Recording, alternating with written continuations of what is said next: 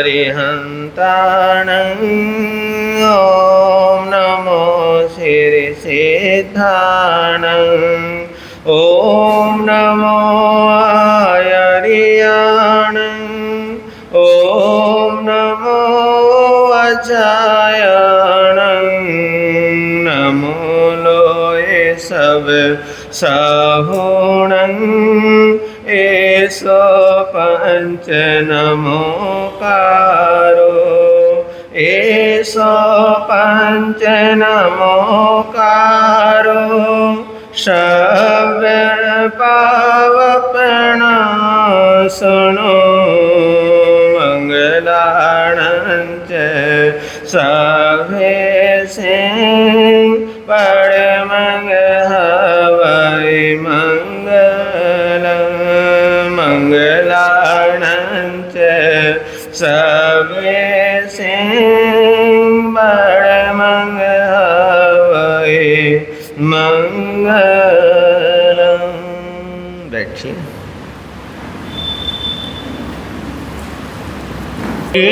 जय। प्रभु प्यारे से जिसका संबंध है, प्रभु प्यारे से जिसका संबंध है, उसे हरदम आनंद ही आनंद है, उसे हरदम आनंद ही आनंद है।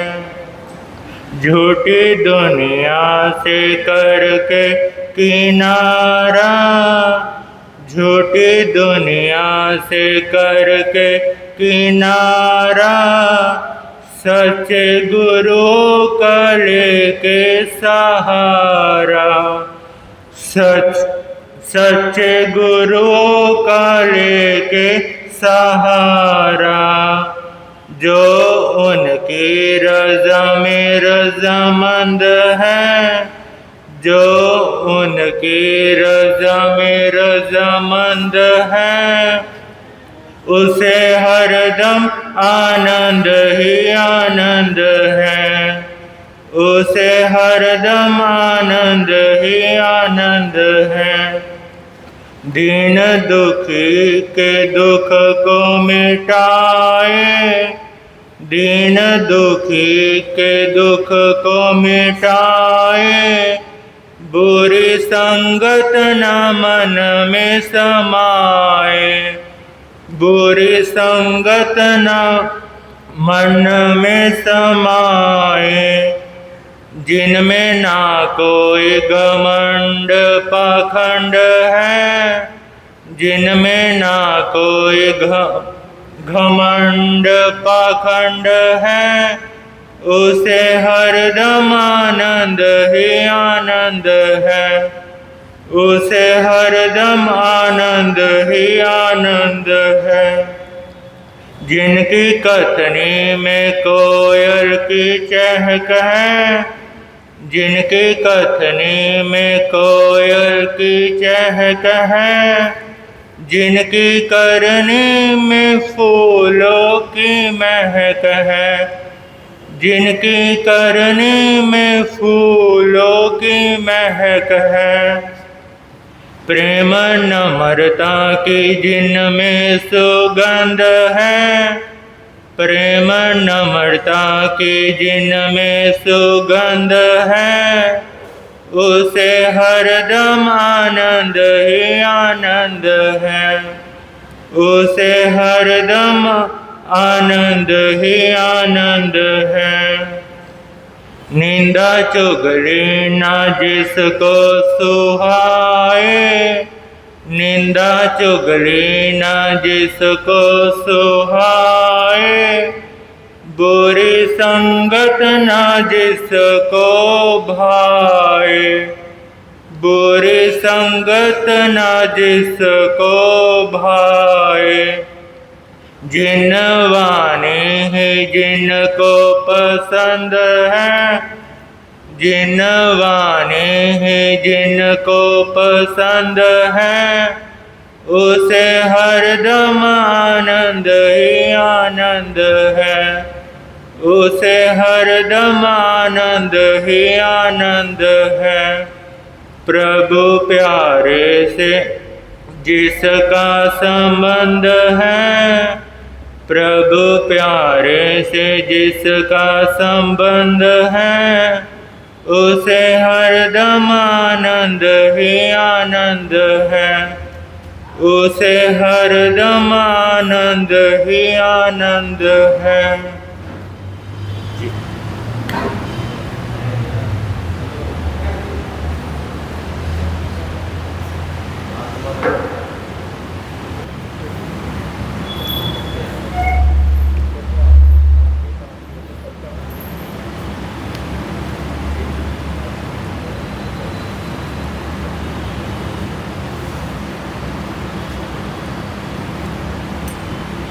धम्मो मंगलम कीठम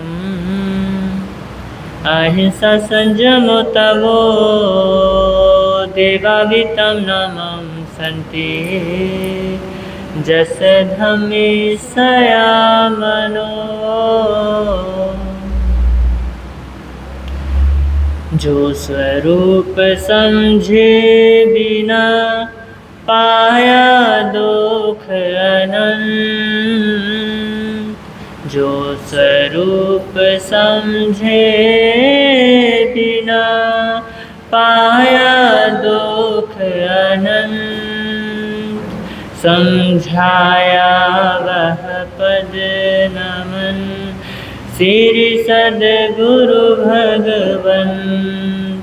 समझाया वह पद नमन श्री सद्गुरु भगवंत। सर्वप्रथम तीनानंद तार्याणम शासनिक प्रभु परमात्मा श्रवण भगवान महावीर स्वामी जी के पावन से चरणों में कोटिशः वंदन, कोटिशः नमन। समस्त गुरु भगवंतों के पावन से चरणों में मंच पर विराजमान मेरे आराध्य पूज्य गुरुदेव के पावन से चरणों में कोटिशः वंदन, कोटिशः नमन एवं अन्य मुनिवृंद तथा इस प्रातःकालीन धर्म सभा में उपस्थित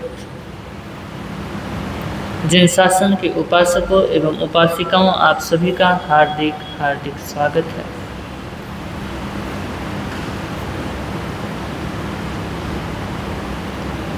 बीते दिनों में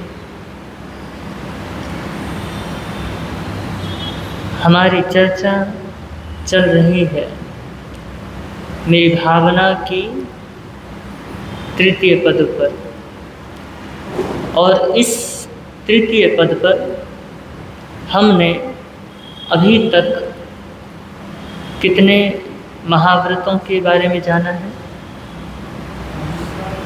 अहिंसा, सत्य और अपरिग्रह, है ना?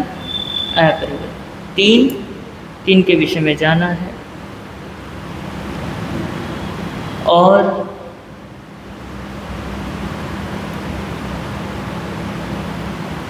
जो आज का विषय है, क्योंकि कल हमने क्या पढ़ा था, क्या सुना था?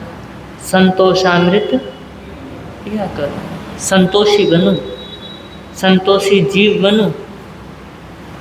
तो आज का जो विषय है वो है परवनिता। कल परधन था, आज है परवनिता। तो हम उस विषय पे चर्चा करें। उससे पूर्व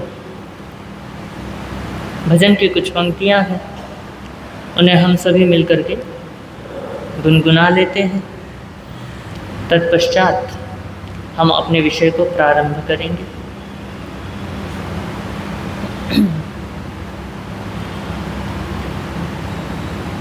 मानव तू है मुसाफिर,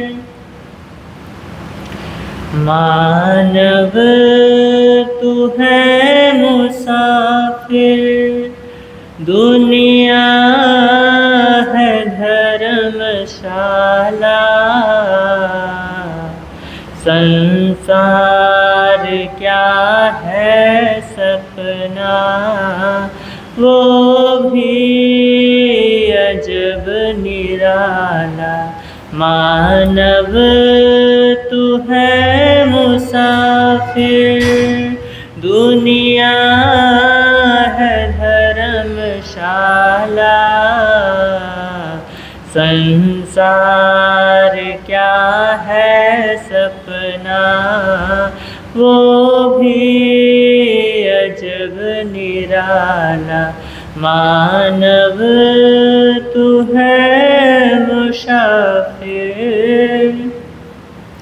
ये रैन है बसेरा, है किराए का ये डेरा, उसमें फंसा है फेरा। ये तेरा है ये मेरा, ये रैन है बसेरा, है किराए का ये डेरा, उसमें फंसा है फेरा। ये तेरा है ये मेरा, शीशे को मान बैठा, शीशे को मान बैठा। तू मोतियों की माला।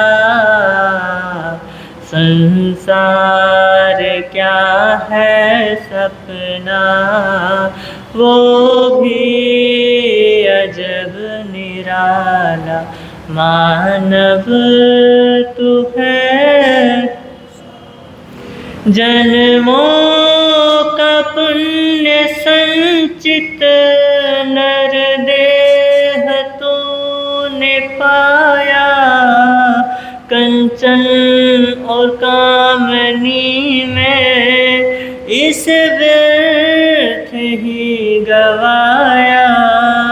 जन्मों का पुण्य संचित, नर देह तूने पाया। कंचन और कामनी में इस व्यर्थ ही गवाया। कोड़ी के मोल तूने, कोड़ी के मोल तूने, हीरे को बेच डाला। संसार क्या है सपना, वो भी अजब निराला। मानव तू है मुसाफिर, मानव तू है मुसाफिर। दुनिया है धर्मशाला। संसार क्या है सपना, वो भी अजब निराला। मानव तू है मुसाफिर। नस्वर है तन का ढांचा, बालों की भीत कांचा। ऋषियों ने परखा जांचा, बस वीर नाम साचा। नस्वर है तन का ढांचा, बालों की भीत कांचा। ऋषियों ने परखा जांचा, बस प्रभु नाम साचा। छक के तू पी शिकारी, छक के तू पी शिकारी। महावीर नाम प्याला। संसार क्या है सपना, वो भी अजब निराला, मानव तू है मुसाफिर, दुनिया है धर्म, संसार क्या है सपना, वो भी अजब निराला, मानव तू है मुसाफिर।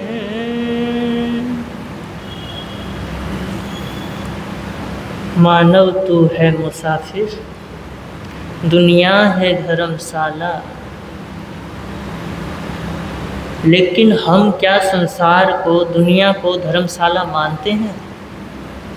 कवि ने हमें सचेत किया है, हमें जगाया है, हमें बताया है कि भैया तुम सिर्फ मुसाफिर हो, आज आए हो कल को चले जाना। क्यों तुम मेरा मेरा मेरा मेरा करते हो? संसार क्या है? सपना, और वो भी कैसा है? बड़ा निराला है, बड़ा गजब का है। आपने कभी स्वप्न देखा हो तो उसमें कई बार आप खो जाते हो, और वो स्वप्न इतना अच्छा होता है कि आदमी को उठने का मन भी नहीं करता है, और वो स्वप्न में इतना डूबा होता है कि सब कुछ असली दिखाई देता है।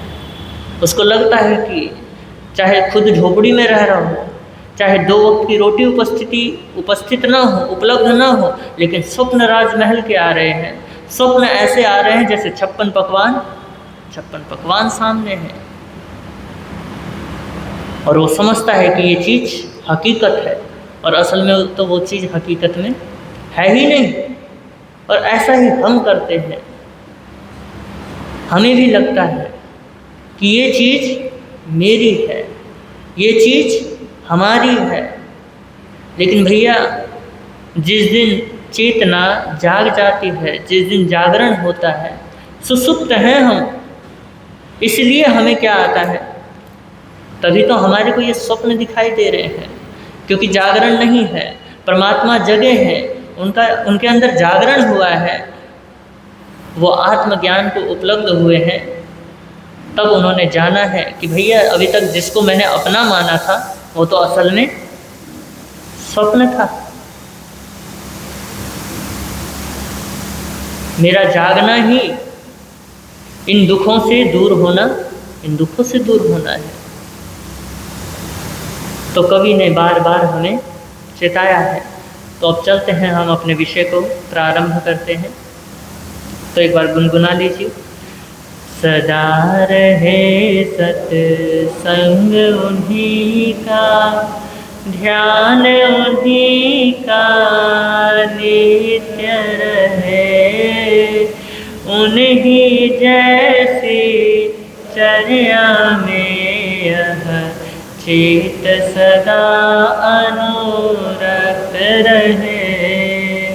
नहीं सताऊं किसी जीव को, झूठ कभी नहीं कहा करूं, पर धन वनिता पर न लुभाऊं, संतोषामृत पिया करूं, पर धन वनिता पर न लुभाऊं, संतोषामृत किया करूं। कल हमने लोभ पर, मतलब परधन पर चर्चा की थी, और आज का जो विषय रहेगा वो कौन सा है? अभी बताया था, परवनिता। क्या? परवनिता, पर पुरुष। पर धन वनिता पर न लुभाऊं, संतोषामृत पिया करो। ये पुरुष के लिए है, और महिलाओं के लिए क्या है? पर धन, बोलो, पर धन पुरुष, पर न लुभाऊं, संतोषामृत पिया करो। दोनों को ही जिन शासन में नियमों में बांधा है, दोनों को, श्रावक को भी और श्राविका को भी। तो जैन धर्म में धर्म के दो प्रकार हैं। एक है अणगार धर्म और दूसरा है सागार धर्म, या इसे सरल तरीके से कहें तो साधु धर्म कह लो या श्रावक धर्म कह लो। तो साधु वो है जो समस्त सांसारिक बंधनों से क्या हो चुका है, सांसारिक बंधनों से मुक्त हो चुका है, जो संसार के सभी आकर्षणों से दूर हो चुका है, जिसको कोई आकर्षण अब आकर्षित नहीं करते हैं, जो उन आकर्षणों से लिप्त नहीं है, बल्कि क्या है, उन आकर्षणों से मुक्त है। पहले वो क्या करता है, मोह के केंद्र मतलब घर का त्याग करता है, क्योंकि जब तक वो घर में रहेगा मोह तो रहना ही रहना है, क्योंकि ये मन है ना, जहाँ पे रहेगा वहाँ जरूर पकड़ने की कोशिश करता है। तो इसलिए सबसे पहले घर का त्याग करना पड़ता है। क्यों करना पड़ता है? क्योंकि भैया अगर हमें वैराग्य है तो घर का त्याग इसलिए करना चाहिए क्योंकि हमारे अंदर वो अभियोग्यता नहीं है कि हम घर में रह करके उन चीज़ों से मुक्त रहे। इसलिए साधु क्या करता है, सबसे पहले मोह का केंद्र घर का त्याग करता है, तब जा कर के वो अणगार बनता है। अणगार मतलब जो अगृही हो गया है, जिसका अब कोई घर नहीं है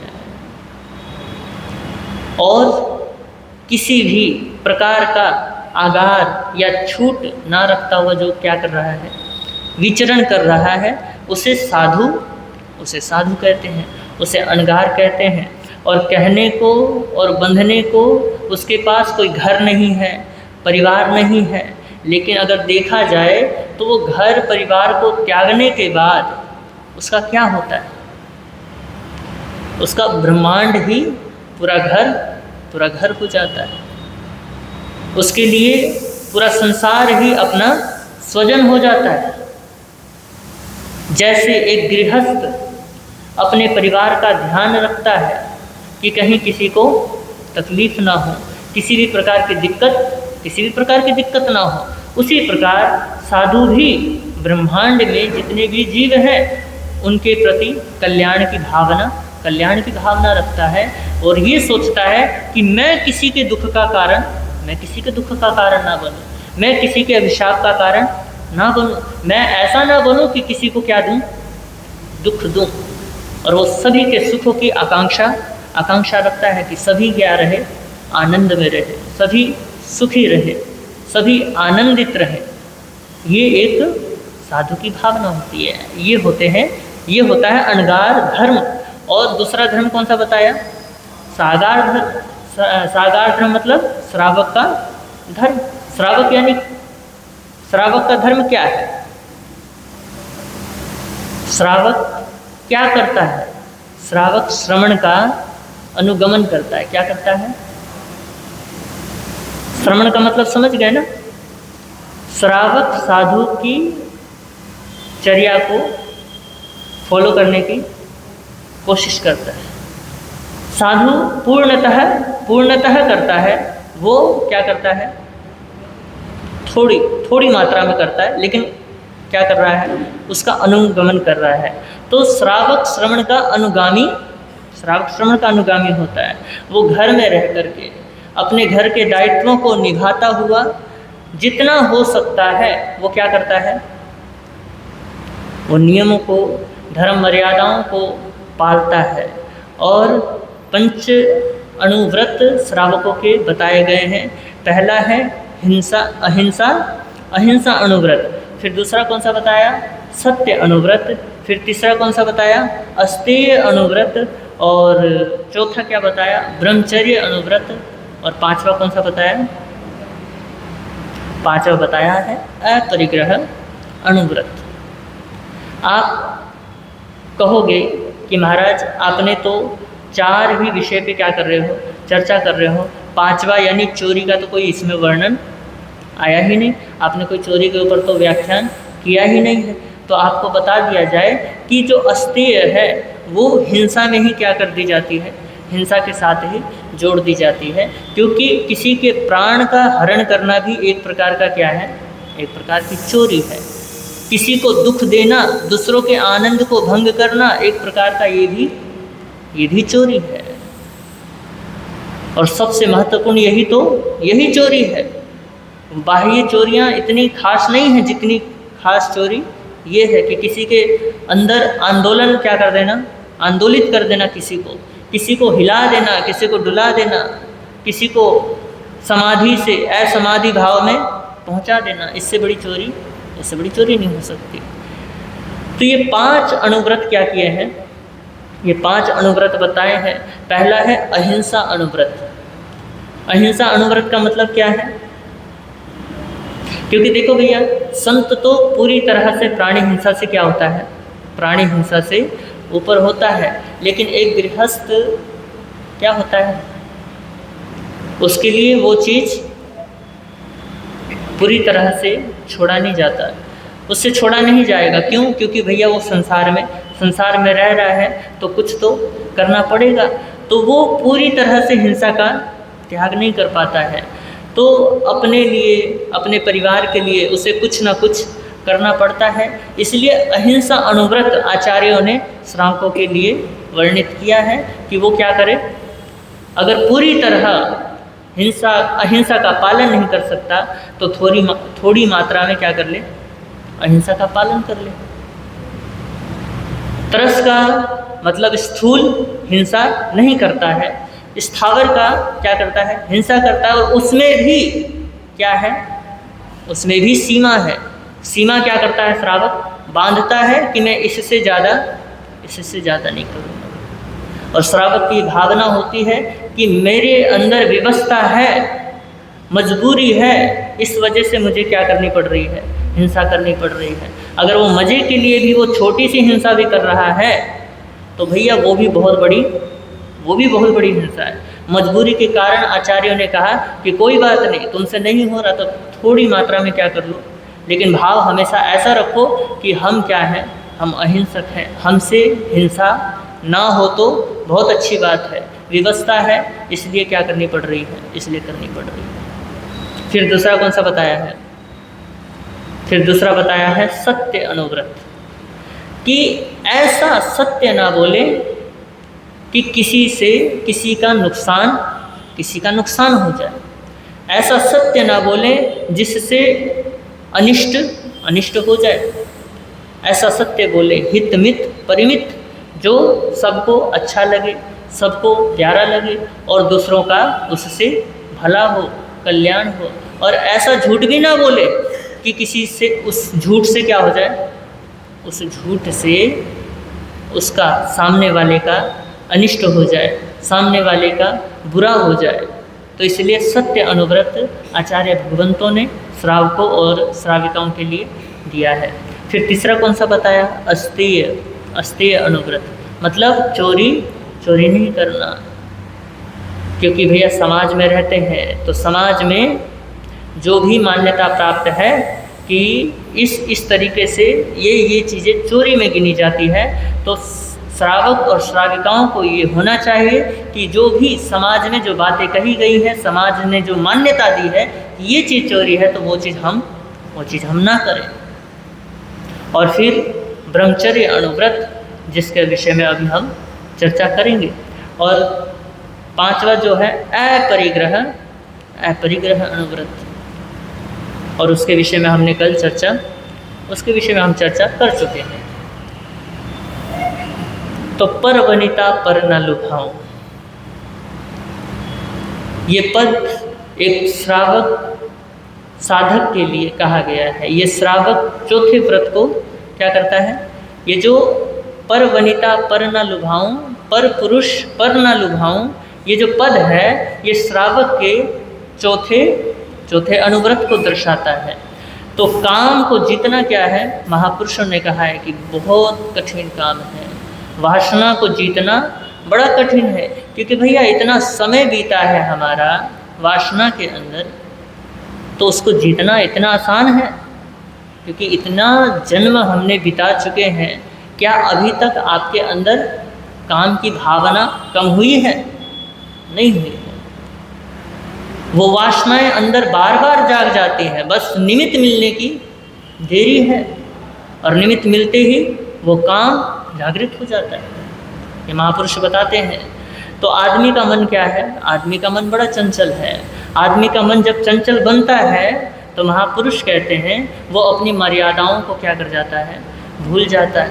वो भूल जाता है कि सामने माँ है या बहन है या पत्नी है या कौन है। वैसे ही स्त्री के लिए भी यही चीज़ है कि सामने बाप है या पति है या बेटा है, कौन है। वही चीज़ अगर कोई बात कहूँ तो उसका ऑपोजिट समझना। अगर मैं गृहस्थ के लिए कहूँ तो समझना कि आपके लिए भी वही बात है।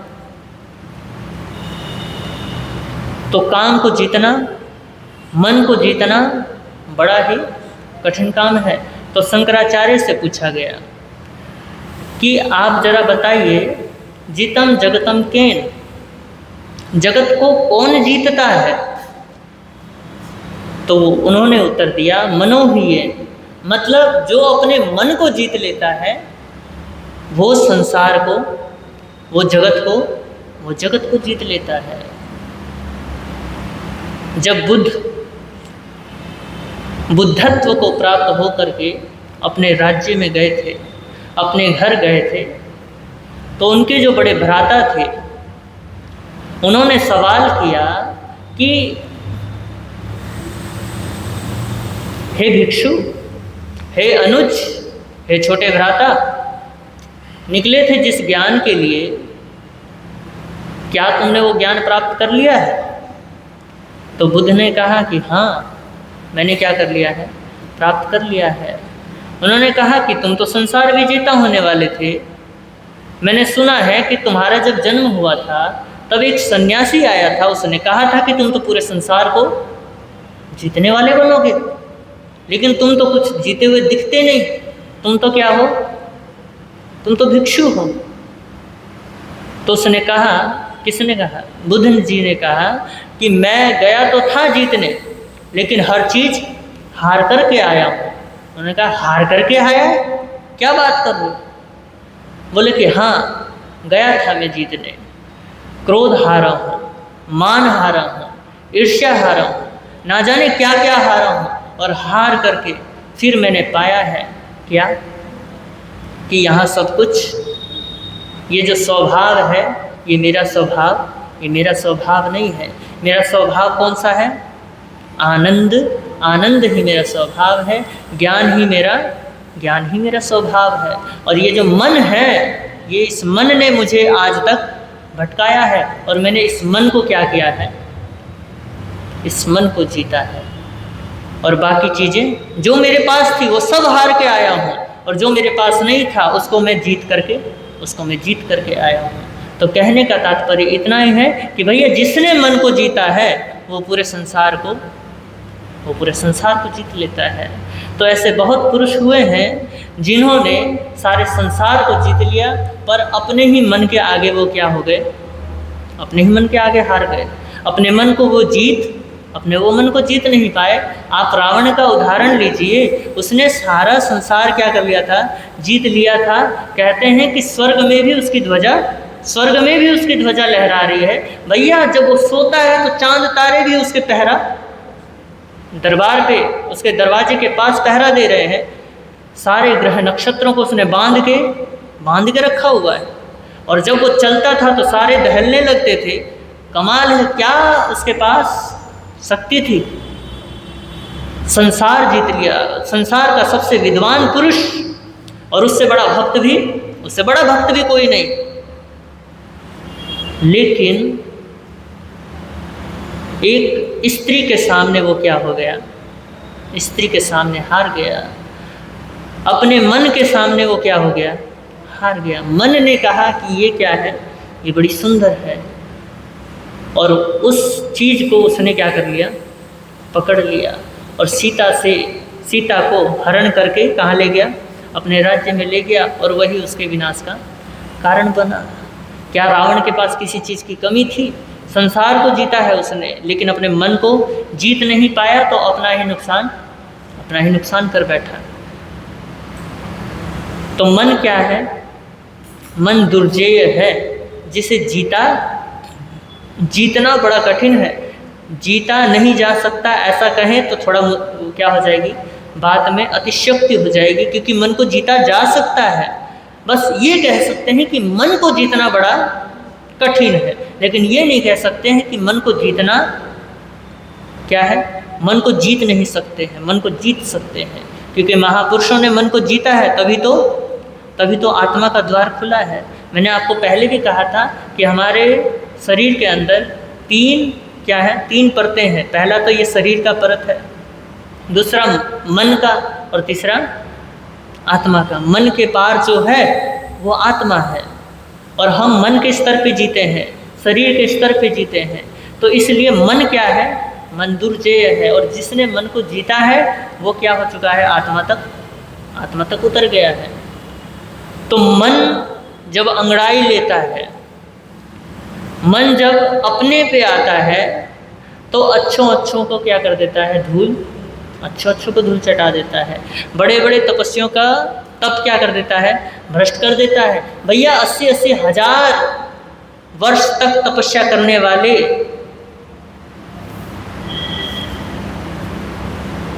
ऋषियों को, उनके जो अहंकार को मन ने क्या कर दिया है? मन ने धूमिल कर दिया है। मन ने उस चीज़ को क्या कर दिया है? दूर कर दिया है। किस चीज़ को? अहंकार को। क्योंकि भैया उनको अहंकार था, उनको दर्प था कि हम इतने बड़े तपस्वी हैं। विश्वामित्र तक क्या नहीं हो पाए? विश्वामित्र तक टिक नहीं पाए। दुर्वासा ऋषि जैसे वो नहीं टिक पाए, जिन्होंने 80-80 हजार वर्ष तक तपस्याएं की हैं। तो मन जो है, मन के ऊपर परमात्मा बार बार जोर देते हैं कि मन को क्या करो? मन के ऊपर निगरानी रखो। और मन को जीतने के लिए उन्होंने कहा है कि इंद्रियों पे भी कंट्रोल रखो। और उन चीज़ों को कंट्रोल करने के लिए आपकी आत्मा आपको क्या देती है? पावर देती है कि हम क्या कर सकते हैं। लेकिन मन है कि उसको क्या कर देता है? उसको कमज़ोर कर देता है। वो जो पावर है ना, मन में आपके आता होगा कि भैया मैं क्रोध नहीं करूँगा, होता या नहीं होता?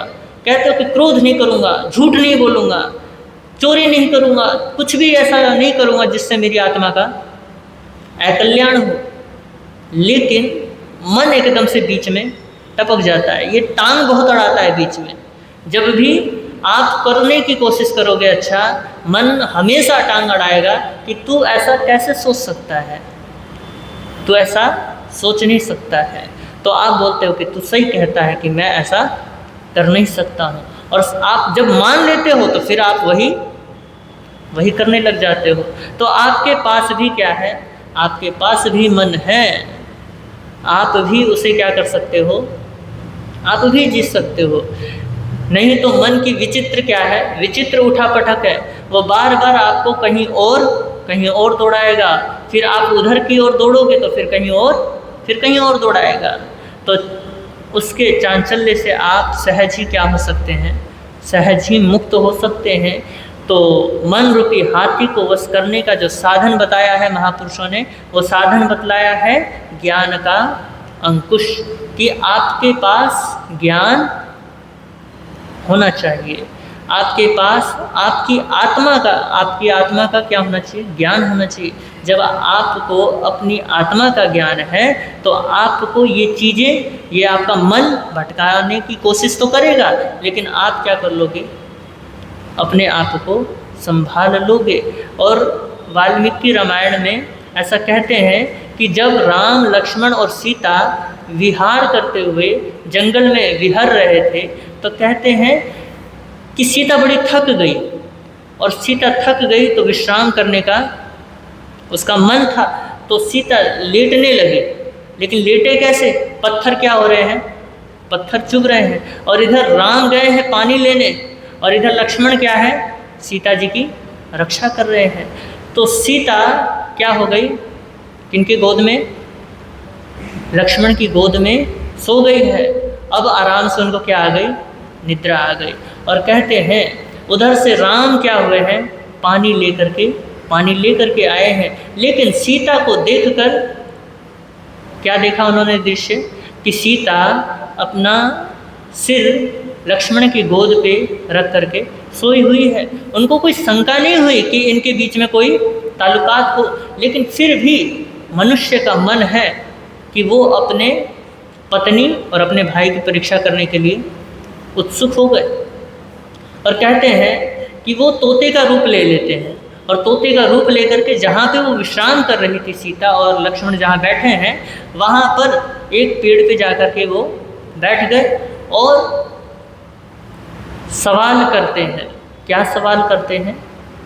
सवाल ये करते हैं कि कमाल है, ऐसा कौन पुरुष है जो कभी, जिसका मन कभी चंचल नहीं होता, जिसका मन कभी काम वासना में नहीं भटकता। तो लक्ष्मण ने उस प्रश्न को सुना, उसके भाव को समझा, उसके हार्ट को समझा और उसका बहुत ही सुंदर जवाब देते हैं कि जिसके पिता क्या हो, जिसके पिता पत्नी व्रत को अच्छे से पाल रहे हों और जिसकी माता पत्नी व्रता मतलब पति व्रत को पाल रही हो, तो उसका मन कभी चंचल नहीं हो सकता। फिर दूसरा सवाल पैना करते हुए करते हैं कि स्त्री तो घी के समान है और ये स्त्री तो तेरे गोद में सोई हुई है, क्या तेरा मन चंचल हो नहीं रहा? तो उन्होंने कहा, किन्होंने? लक्ष्मण ने कहा कि देखिए मेरे पास ज्ञान का क्या है, ज्ञान का अंकुश है, और मैं समझता हूँ कि ये जो वासना है, ये जो काम है, ये हमारे को क्या करता है, गर्त तक पहुँचाता है। तो मैं इस ज्ञान के आधार पर, मेरे उस ज्ञान की वजह से मेरे मन में क्या नहीं आती, चंचलता नहीं आती। जबकि सामने क्या है, स्त्री क्या है, स्त्री अग्नि के समान है और पुरुष क्या है, घी के समान है। जो अग्नि के नज़दीक जाएगा वो क्या हो जाएगा, पिघल जाएगा। लेकिन वो क्या कह रहे हैं कि मेरे पास ज्ञान है, तो मैं भला स्त्री के पास क्यों जाऊंगा, और स्त्री मेरे गोद में लेटी है, लेकिन मैं क्या हूँ, इससे परे हूँ, मैं इससे दूर हूँ, इसलिए मुझे क्या नहीं कर रही है स्त्री, इसलिए मुझे ये विचलित नहीं कर पा रही है।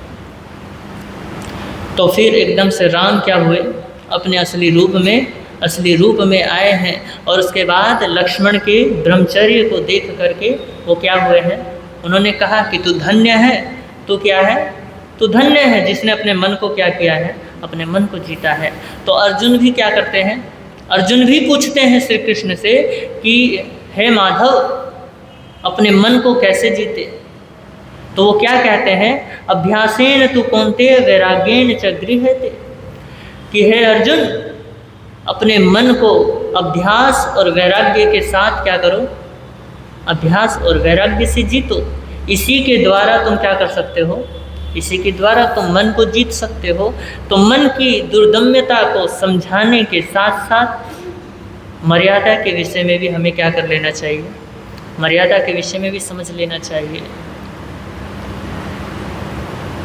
क्योंकि अभी तक तो हमने समझ लिया कि मन क्या है, बड़ा चंचल है, निमित्त पाते ही क्या हो जाता है जी, वो अपने सारे रंग रूप दिखाने शुरू कर देता है और हम उस रंग रूप में मोहित हो जाते हैं, और जब मोहित हो जाते हैं तो हम वो सारे कर्म कर देते हैं जो हमें मन कहता है। तो अब देखिए, अब यहाँ पे बात मर्यादा की चल रही है कि मर्यादा क्या है। मर्यादा दो प्रकार के हैं।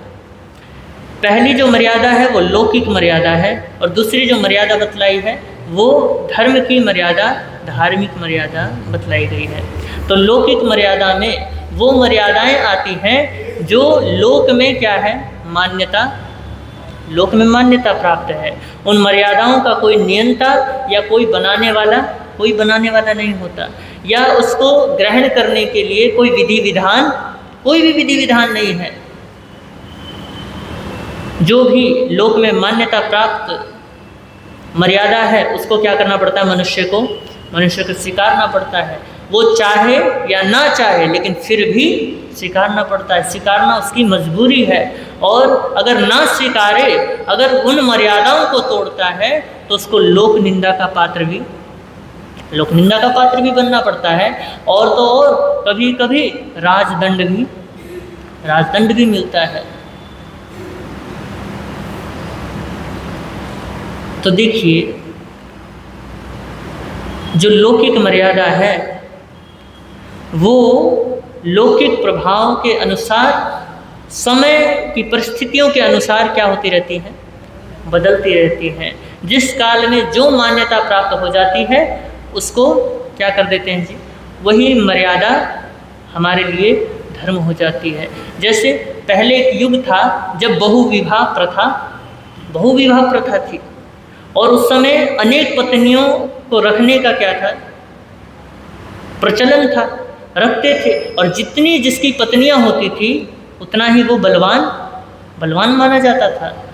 और जितनी स्त्रियां होंगी वो अपने आप को बलवान कहता था कि मेरे पास इतनी स्त्रियां हैं तो मैं बलवान हूँ। और फिर समय बदला, समय बदलने के बाद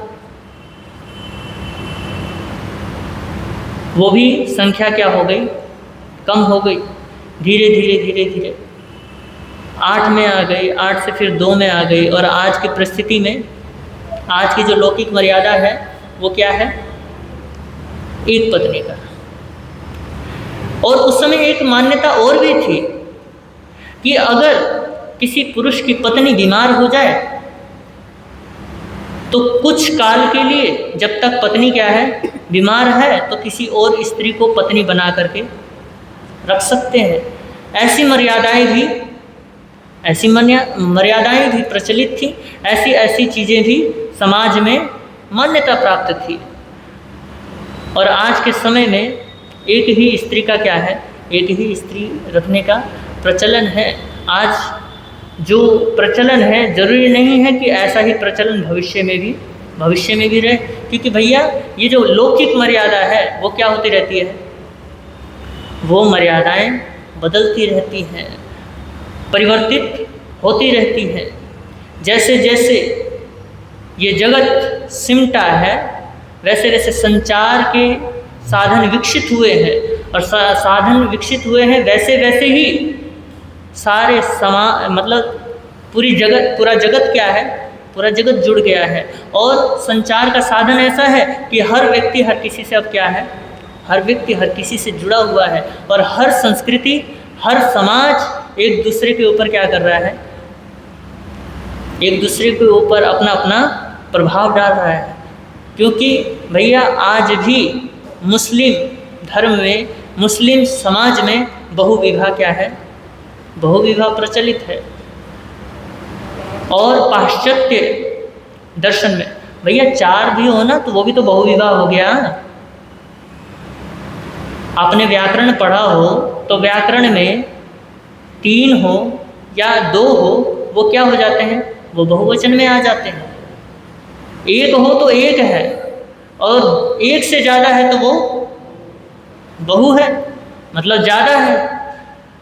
तो बहुविवाह प्रचलन है। अब देखिए पाश्चात्य दर्शनों में वहाँ तो भैया ज़्यादा कुछ नहीं है, वहाँ तो सिर्फ एक तो धन की पूजा है और एक भोग की पूजा है।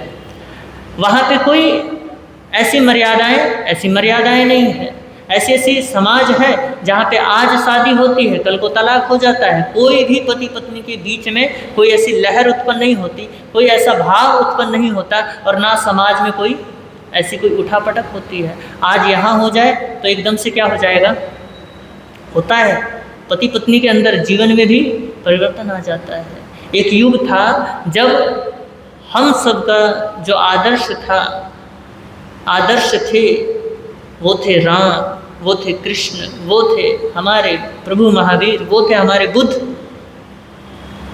वो हमारे लिए आदर्श थे, उनका आचार ही हमारी मर्यादा थी। और आज का जो युग है वो सिर्फ पूंजीवाद का आदर्श है।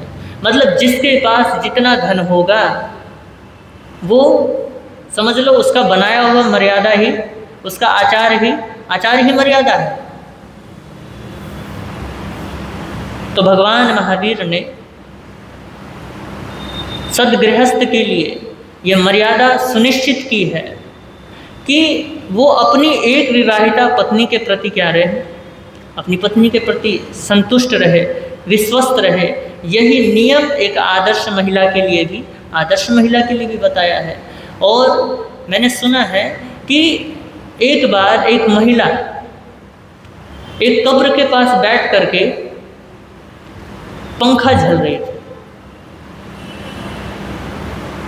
और वहीं से एक फकीर गुजरे, और जब उन्होंने ये दृश्य देखा कि एक महिला कब्र के पास बैठ करके क्या कर रही है, पंखा झल रही है, तो वो बड़े आश्चर्य में पड़े। उन्होंने कहा कि हे देवी, तुम धन्य हो, तुम्हारा पत्नी व्रत क्या है, धन्य है, जो तुम क्या कर रही हो, निभा रही हो। तुम्हारा पति प्रेम देख करके मैं तो क्या हूँ, आश्चर्यचकित हूँ, अभिभूत हूँ। ऐसी स्त्रियों को देखना बड़ा ही आश्चर्य की बात है। तो वो कहती है कि महात्मन, ऐसी कोई बात नहीं है, मुझे दूसरा विवाह करना है। लेकिन जिससे विवाह करना है वो कह रहा है कि भैया जब तक तेरे पति का कब्र ना सूख जाए तब तक मैं तुझसे विवाह नहीं कर सकता। तो इसमें कोई आश्चर्य की बात है नहीं कि आने वाले समय में ऐसा भी हो जाए, क्योंकि आजकल की परिस्थितियां देख करके ऐसा ही लगता है कि शायद भविष्य में ऐसा हो जाए। तो इसलिए परमात्मा ने क्या किया है, इसलिए परमात्मा ने दो धर्म दिए हैं, एक श्रावक के लिए और एक श्राविका के लिए, कि तुम अच्छे से पत्नी व्रत मतलब अपनी जो विवाहिता पत्नी है उसमें संतुष्ट रहो, और आपके लिए क्या कहा, जो आप विवाहित हैं अपने पति के द्वारा क्या रहो, अपने पति के द्वारा संतुष्ट रहो। तो भगवान ने इस मर्यादा का नाम दिया स्वदार संतोष और स्वपति संतोष। मतलब लोक में प्रचलित भाषा में कहे तो कहते हैं कि पत्नी व्रत और पति व्रत। तो भारतीय साहित्य में ऐसे पत्नी व्रत के आराधकों और पति व्रत धर्म की आराधिकाओं के असंख्य दृष्टांत क्या होते हैं, प्राप्त होते हैं। उसमें हमारे वाचस्पति मिश्र, जिनकी कथा क्या है, बहुत ही विख्यात है। वैसे समय हो गया है, इस कथा को मैं आपको क्या करूँगा, कल सुनाऊंगा। शायद आपने सुना हो, ऐसी बात नहीं है, लेकिन समय ज़्यादा हो गया है। कथा सुनाऊंगा तो थोड़ी क्या हो जाएगी, थोड़ी बात ज़्यादा खिंच जाएगी, इसलिए आपको ज़्यादा बोर ना करता हुआ इन्हीं शब्दों के साथ ओम शांति। थोड़े दिन के जिंदगानी क्यों अभिमान करे प्राणी, थोड़े दिन के जिंदगानी झूठी काया माया है, झूठी काया माया है, बादल जैसी छाया है, बादल जैसी छाया है, छाया हुई किसकी रानी, थोड़े दिन की जिंदगानी क्यों अभिमान करे प्राणी, थोड़े दिन के जिंदगानी क्यों अभिमान करे प्राणी, थोड़े दिन की जिंदगानी। जीवन एक छोटा सा पड़ाव है। क्या है जीवन? ये जो हमारे को जीवन मिला है जिसको हम जीवन कहते हैं, जिसको हम मनुष्य जीवन कहते हैं, तो जीवन एक छोटा सा क्या है? जीवन एक छोटा सा पड़ाव है। कुछ सांसें, कुछ पल, फिर विदा। कुछ सांसें, कुछ पल, फिर क्या है? फिर विदा, है ना? विदा तो होना है। ये भ्रम में मत रहना कि हम यहाँ पर क्या रहेंगे, यहाँ पर बैठे रहेंगे, ऐसा कुछ नहीं है। और यही भ्रम हमारे को क्या कर देता है? यही हमारे को भ्रम विचलित कर देता है। यही भ्रम हमारे को इस संसार के अंदर भटका देता है। तो कुछ सांसें, कुछ पल, फिर विदा। फिर क्यों ये अंतहीन दौड़, जब जाना ही है, जब विदा होना ही है, फिर क्यों ये अंतहीन दौड़? अंतहीन समझ गए ना? जिसका कोई और छोर ना हो, जिसका कोई अंत ना हो, वो अंतहीन दौड़। फिर क्यों ये अंतहीन दौड़? क्यों यह संग्रह का मोह? क्यों ये इकट्ठा करने का मोह? क्यों यह जोड़ने का मोह? क्यों यह परिग्रह रखने का मोह? जब जाना खाली ही है, जब जाना खाली ही है। जीवन एक छोटा सा पड़ाव है। समझिए, चिंतन कीजिए, मनन कीजिए। लोग सोचते हैं, और उन लोगों में आप भी हो, उन लोगों में हम भी हैं। कहते हैं कि लोग सोचते हैं थोड़ा पाले थोड़ा जमा ले, थोड़ा, है ना?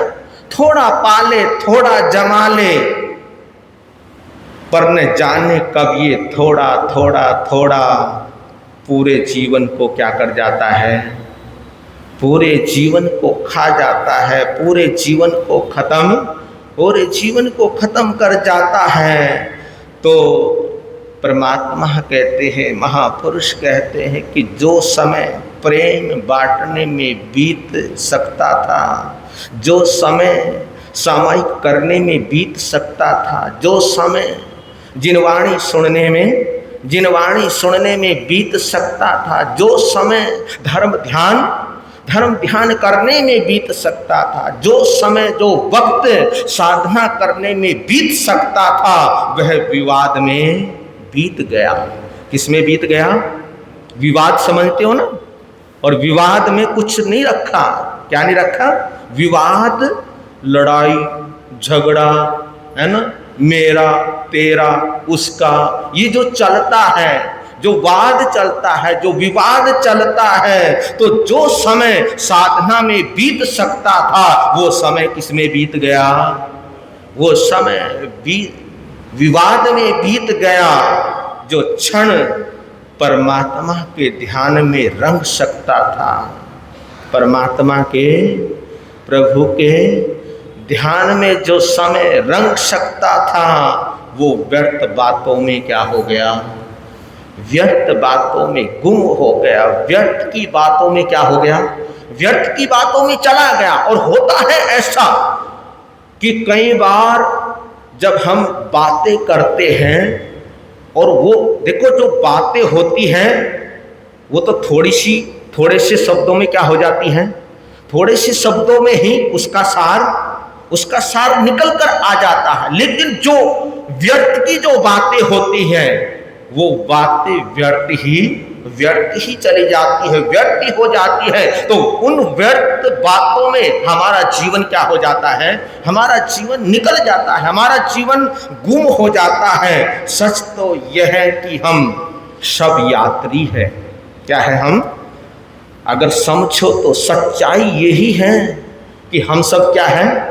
हम सब मुसाफिर हैं, हम सब यात्री हैं। कुछ कदम इस धरती पर फिर आगे बढ़ जाना है, कुछ कदम इस धरती पर फिर आगे आगे बढ़ जाना है तो क्यों ना इस क्षण को प्रेम, करुणा और शांति के लिए जिया जाए। क्यों न आत्मा के उत्थान का अभियान किया चले जाए, न कि अहंकार और मोह का। क्योंकि अगर हम अहंकार और मोह के अंदर रहेंगे तो हम संसार के अंदर ही क्या चलते जाएंगे, संसार के अंदर ही उलझते चले जाएंगे। क्योंकि ये जो अहम है, जो अहंकार है, जो मोह है, ये मोह हमारे को संसार की ओर क्या करता है, संसार की ओर ले जाता है, संसार के अंदर भटकाता है। और जो धर्म होता है, जो अध्यात्म होता है, जो सरलता होती है, जो सहजता होती है, वो हमारे को धर्म की ओर लेकर जाती है। तो जीवन की सच्ची सफलता जमा किए हुए, जो हमने जोड़ा है, जो हमने जमा किया है, जीवन की सच्ची सफलता जमा किए हुए खजाने में नहीं है, बल्कि बांटोगे जितना उतना तुम्हारा अपना है। बांटोगे जितना इतना तुम्हारा, जो तुमने जोड़ा है वो तुम्हारा नहीं है। और ये तो आपको पता है कि ये शरीर भी है ना, ये शरीर भी अपना नहीं है। जो तुमने जोड़ा है, जो तुमने संग्रह किया है, जो तुमने इकट्ठा किया है, वो तुम्हारा अपना नहीं है। हाँ, वो तुम्हारा है जितना तुम क्या करोगे, जितना तुम दोगे, जितना तुम बांटोगे, वो तुम्हारा अपना है। जितना जोड़ा उतना यहीं पर क्या रह जाएगा, यहीं पर छूट जाना है। तो जो अहंकार है, अहंकार हमारे को साधना से क्या करता है, साधना से दूर करता है। कहते हैं कि एक नगर में एक घंटा घर था, है ना, दिल्ली के अंदर भी होगा ना घंटा घर। एक नगर में एक घंटा घर था, बहुत ऊंचा, और ऊंचे घंटा घर के ऊपर एक दिन एक शरारती बंदर, है ना, एक दिन एक शरारती बंदर उस घंटा घर के ऊपर क्या हो गया, घंटा घर के ऊपर चढ़ गया। और घंटा घर के ऊपर चढ़कर उसके ऊपर क्या हो गया, बैठ गया।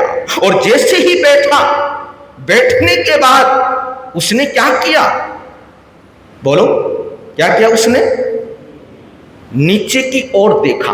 किधर की ओर देखा, वो कहां पर बैठा है, वो ऊंचाई पर बैठा है, वो ऊपर बैठा हुआ है। तो वो ऊपर बैठा नीचे की ओर क्या करने लगा, नीचे की ओर उसने देखा। उसने क्या देखा कि जो लोग आ रहे थे, जो लोग जा रहे थे, जो लोग वहां पर खड़े हुए थे, सारे के सारे लोग छोटे छोटे नजर आ रहे हैं।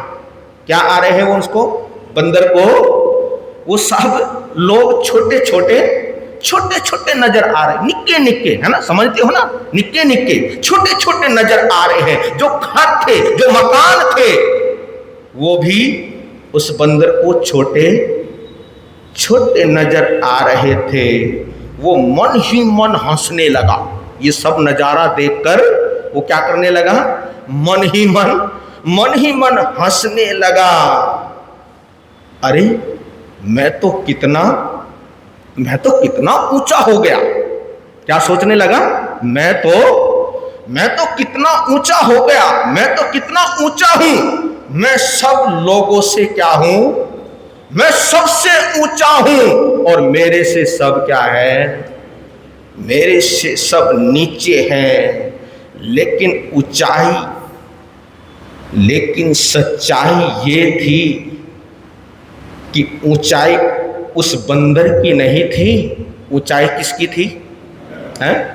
जिसके ऊपर वो बैठा हुआ था उसकी ऊंचाई थी, उस घंटा घर की ऊंचाई थी। वो जिस जगह पर बैठा था उसकी वजह से वो ऊंचा वो ऊंचा दिख रहा था, वो ऊंचा नजर आ रहा था। देखिए जैसे ही वो नीचे उतरेगा, जैसे ही वो नीचे उतरता है, नीचे की ओर आता है, और थोड़ा थोड़ा थोड़ा करके जैसे वो नीचे नीचे की ओर आता जाता है, तो लोग और जो वो मकान है उसको अब वो थोड़े थोड़े बड़े क्या आने लगे, वो बड़े नजर आने लगे। और जब वो बिल्कुल नीचे आ गया, जब वो घंटा घर से नीचे उतर गया, ऊंचाई खत्म हो गई, और वो फिर वही साधारण बंदर, बोलो वही फिर वो साधारण क्या हो गया, वही वो साधारण बंदर रह गया, साधारण बंदर रह जाता है। इसी प्रकार, इसी तरह ऐसा ही अहंकारी व्यक्ति के साथ, अहंकारी व्यक्ति के साथ होता है। ऐसा ही मानी अभिमानी आदमी के साथ होता है। उसे पद, धन, यश, विद्या, सौंदर्य या सत्ता अगर उसको मिल जाती है, ये जितनी भी चीजें मैंने गिनाई है ना, अगर ये सारी चीजें उसके पास आ जाती है, सत्ता है ना, सत्ता समझते हो ना, सत्ता जो सता के मिले है ना, जो सता के मिले उसको क्या कहते हैं, उसको सत्ता कहते हैं। तो जितनी भी ये चीजें हैं, पद है, धन है, यश है, विद्या है, सौंदर्य है, सत्ता है, जब ये सब चीजें उस व्यक्ति को, उस आदमी को मिल जाती है, तो वो सोचने लग जाता है। क्या लग जाता है? वो सोचने लग जाता है, मैं सबसे बड़ा हूं। मैं क्या हूं? मैं सबसे बड़ा हूं, सबसे ऊंचा हूं। क्या हूं मैं सबसे बड़ा हूं, मैं सबसे ऊंचा हूं। लेकिन वो भूल जाता है कि ये सब उसकी कमाई नहीं है, बल्कि भगवान का वरदान, परिवार का सहयोग, समाज का और परिस्थितियों का योगदान। ये सब क्या है? ये योगदान है।